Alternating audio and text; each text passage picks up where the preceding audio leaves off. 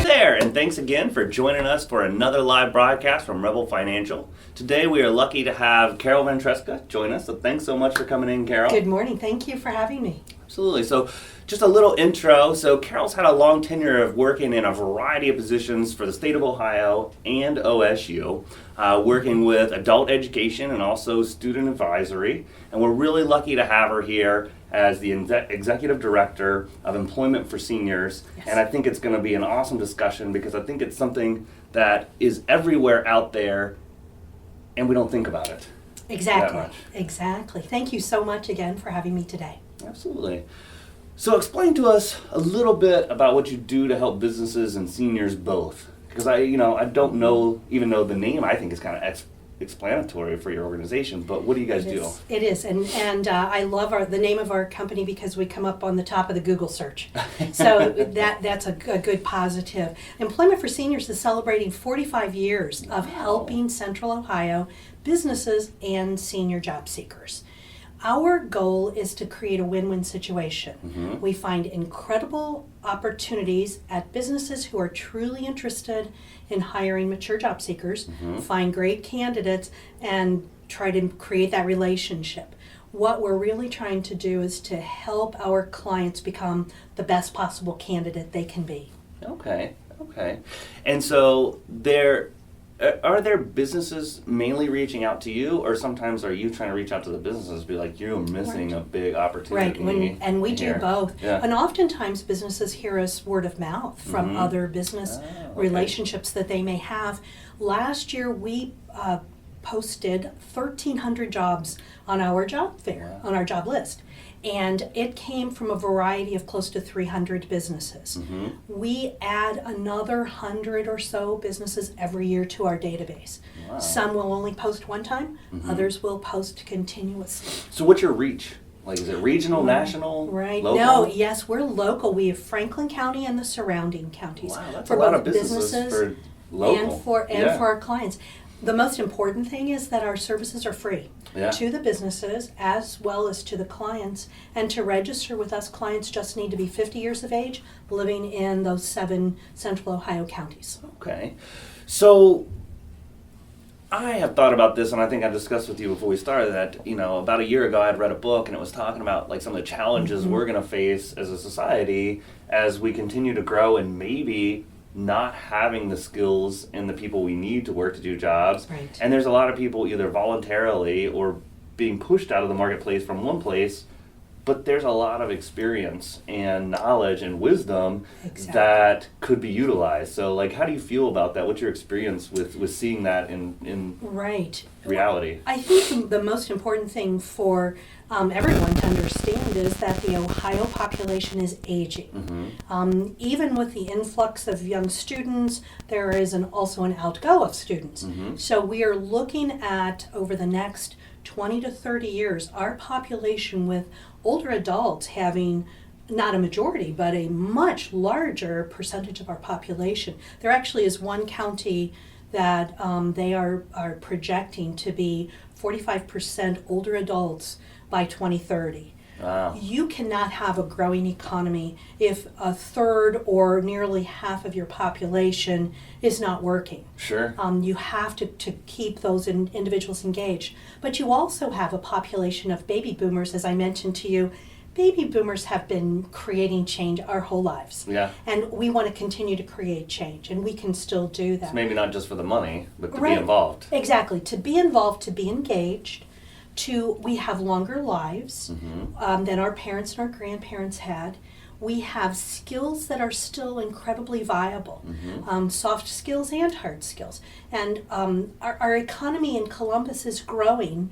It's doing really well, but it can't do it if we just slough off that older population. That is, as soon as they hit 60 or 65, just quits being productive for the community. Exactly. So, I think one of the things maybe that we think about, or maybe businesses maybe have a misconception, and maybe we could talk about that a little bit, is let's talk about the first one. Older workers expect a high salary, and a lot of times I'm not going to get the efficacy back out of them when I could hire somebody younger. Right. Well, and one of the things I mentioned is that our goal is to make our job seekers better candidates. One huge thing that individuals don't realize that they need to do is to be a better candidate is to do their research. Yes. So when someone talks to them about salary, they may be thinking about positions they've had in the past, which are at a different level than what they're applying for now. So one of the main things that an individual has to do, and this is really for any job seeker, you have to know what the salary range is for the job that you're looking at. Yes. Even if it's not published on the job description, you do that research, which is really easy to do online. And so an employer shouldn't assume an individual is not going to take the salary of the job. That person may be coming in as a great candidate. Sure. So that shouldn't be a reason to not even consider them. But there are a lot of misassumptions that employers have. And what we really try to do is to work with an employer and get them to understand, number one, you have to have a really good job description. You have to make sure that anybody who's applying for your job understands what the expectations are. And then we, in turn, work with our clients to make sure they understand those expectations. Because the whole point of any employment agreement is that it's going to be good for everyone. Exactly. Or it doesn't work out in the long term. Exactly. I mean, there's probably some big organizations where there's lots of opportunity for inefficiency.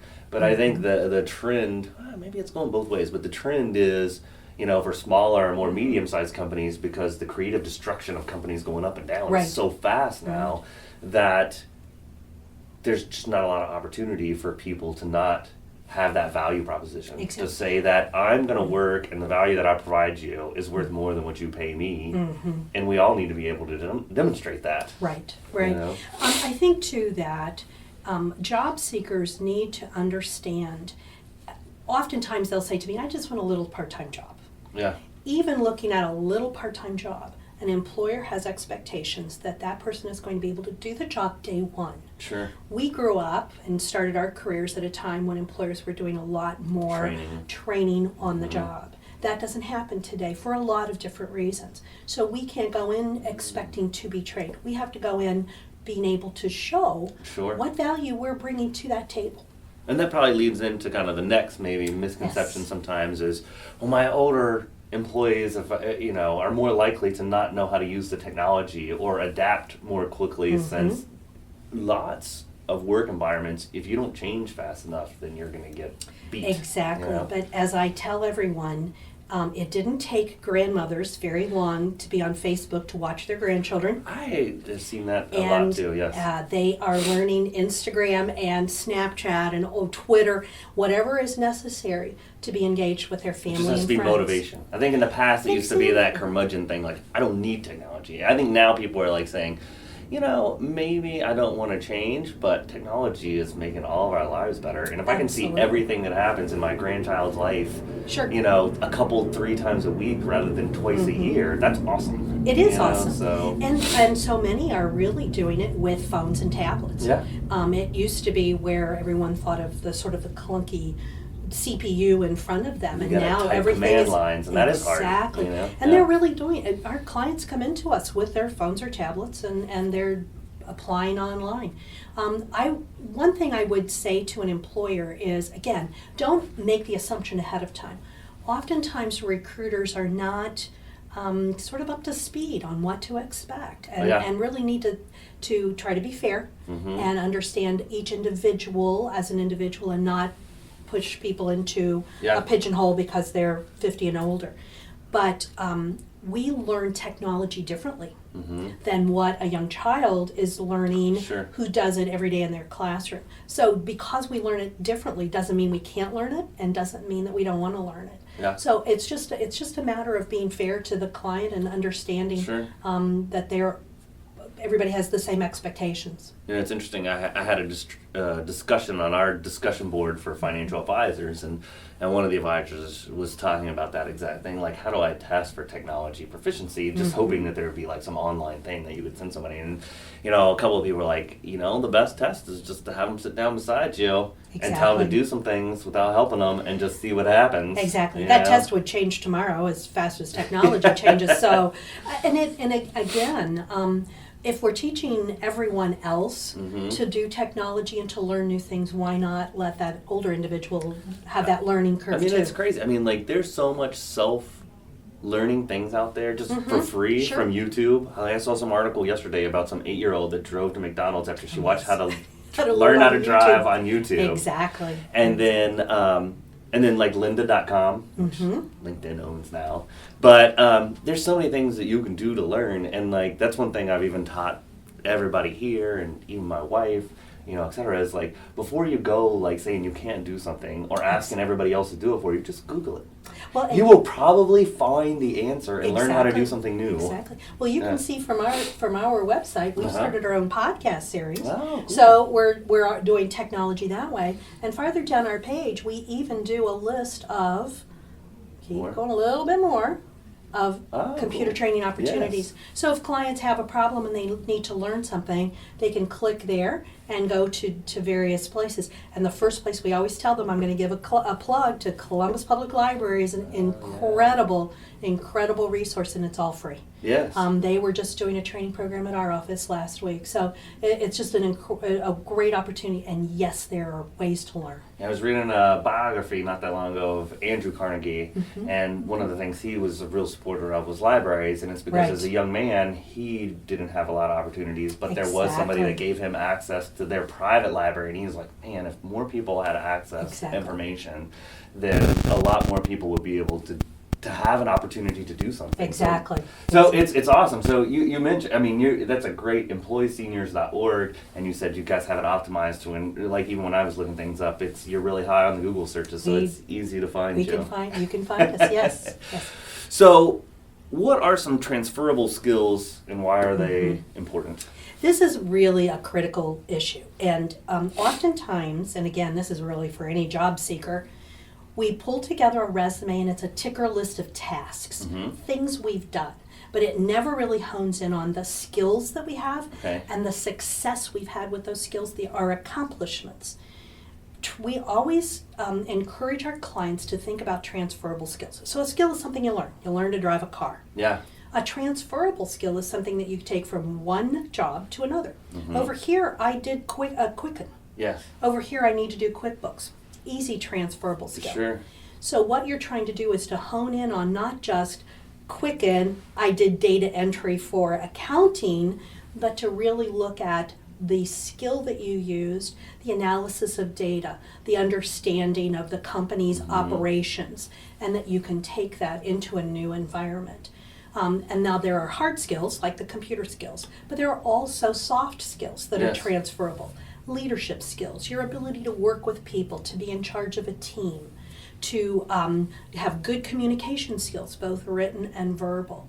And those skills can be learned and honed either in a paid position or even as a volunteer. So often, mature job seekers have done these incredible programs outside of the workforce. They've worked with their church or with their kids' school or some other organization. They've been on boards of Yes. nonprofits. So you're looking at, they were team leaders, they were fundraisers, or they may have been coaches. Those are transferable skills and go from one to another. If you have a good command of your transferable skill, it's going to make your resume much stronger and your interviewing much stronger. So that people can identify what you could do Right. for them. Right, exactly. But not make it too long. You still got to be Right. somewhat succinct. Right. Yeah. No, you Yeah. don't want, resume shouldn't go back more than about 10, no more than 15 years anyway. Skills past that are old skills. But what you're really trying to do is to hone in on, this is what I have accomplished in the past.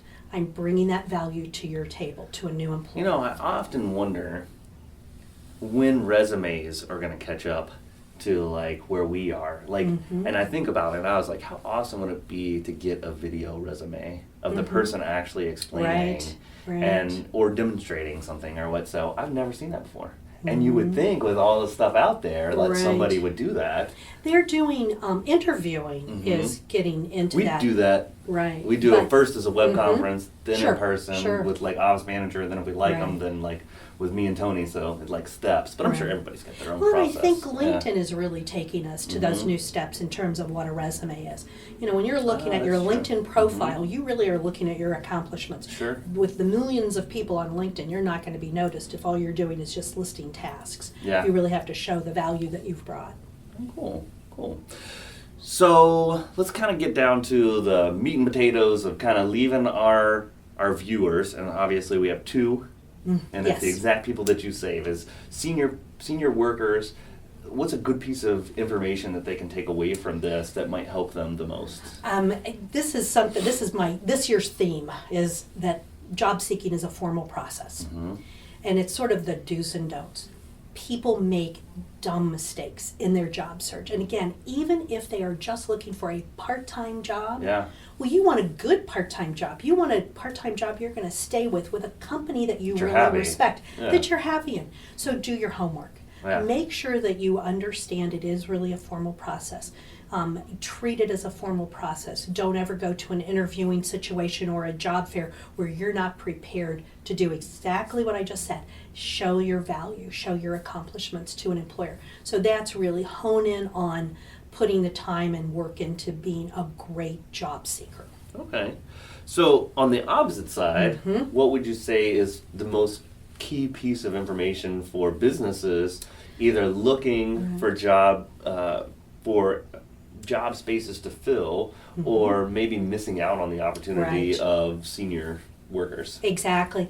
And that's something we would love to have conversations. If an employer is out there and doesn't understand the value, we would be glad to sit down and talk with them and put them in contact with employers that we work with every day.